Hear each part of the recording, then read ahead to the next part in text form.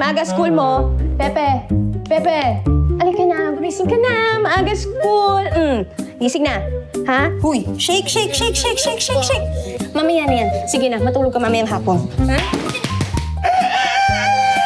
Good morning! Hello!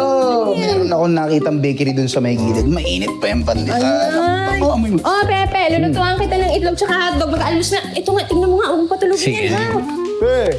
Pwe ko, pwe. Wait lang, share lang ako. Gising na dyan. Sino tao dito? Jose! Sandali! Hindi ko lang ako. Bilisan mo, kailangan ko mag-toilet. Please, sige na. Aron! Teka lang! Magandang araw!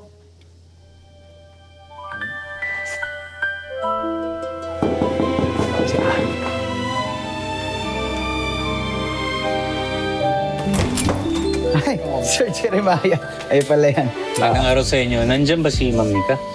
Si Nika. Wala lumabas siya saglit, sorry. Oo. Oo. Sayang. Oo eh.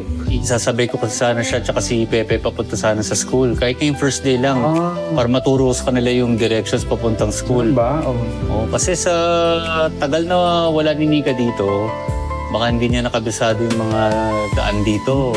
Marami na rin kasi nagbago dito eh. Ganun ba? Wow.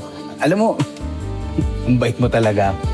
Parang maganda idea yan, Sir.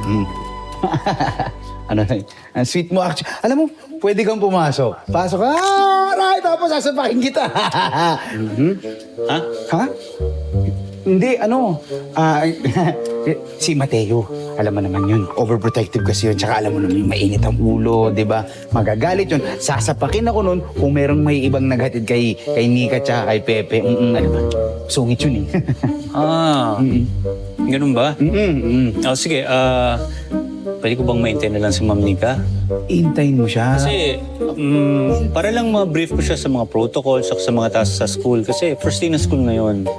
Medyo busy talaga ako at baka hindi ko siya masikaso. Oo. Ayoko rin naman maging lost siya sa school. Naku, hindi mo siya mabibrief kasi hindi mo siya mabibrief kasi wala siyang bra. Sorry, what? Oo. I'm sorry, Ha? what? Ha? Ano? Hindi. Ang ibig ko sabihin, wala siya. Take to natin, wala siya lumabas saglit. Di ba? Yun yung sabi ko kanina. O kaya hindi mo siya mabibrief. Wala siya eh. Sige, Oo. mauna na ako. Sige. Sabi na lang kay Ma'am Nika that I'll see her later, okay? Okay. Sige, ako bahala. Salamat. I will relay the message. Okay. Thank you. Bye. Wala ko sinabi.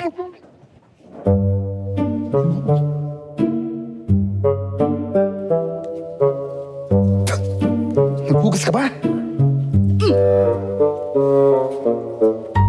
Oh, sisilip pa. Sisilip pa.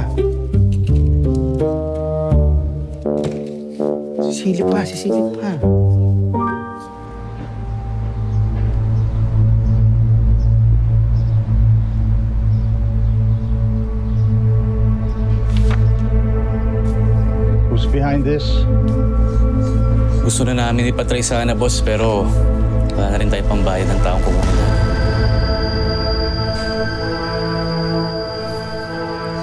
Boss, baka matundo na rin tayo dito. Bakit? Nasundan ka na naman ba? Hindi po. Pero kayo na po mismo nagsabi, mabilis ko balaw si ENP. Baka kasama po lahat to sa mga plano niya.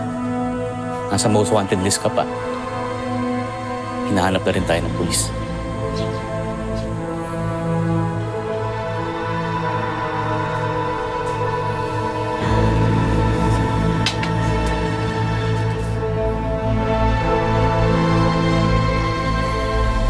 Call Mr. Lim. Kailangan na natin ng tulong niya. Yes, boss.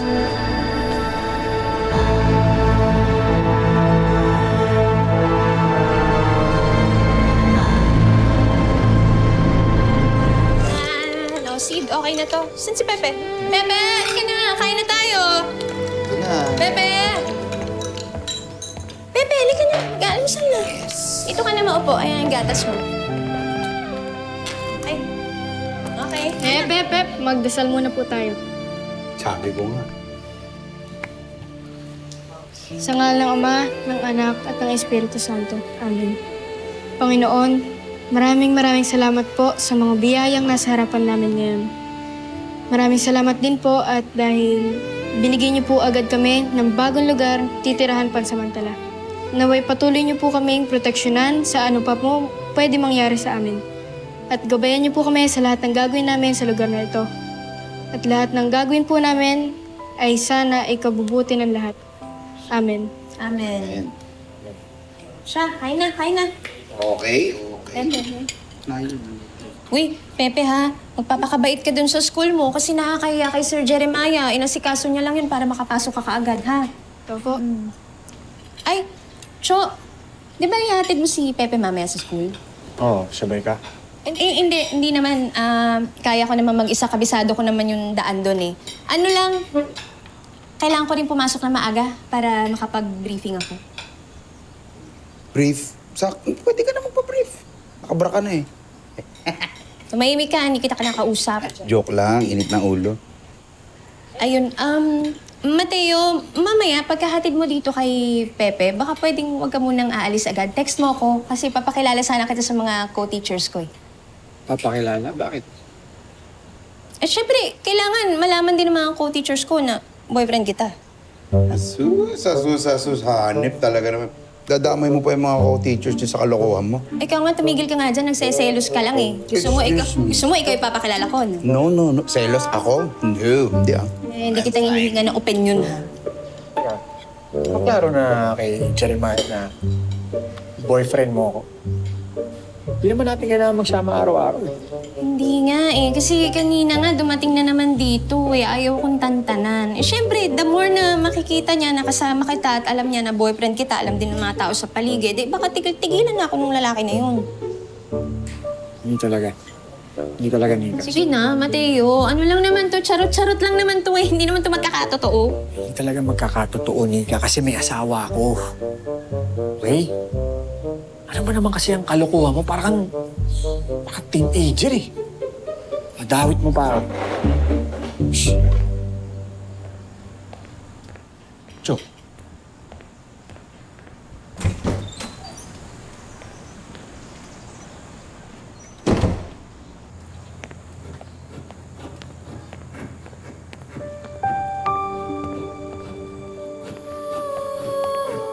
Mateo. Mateo. Eman?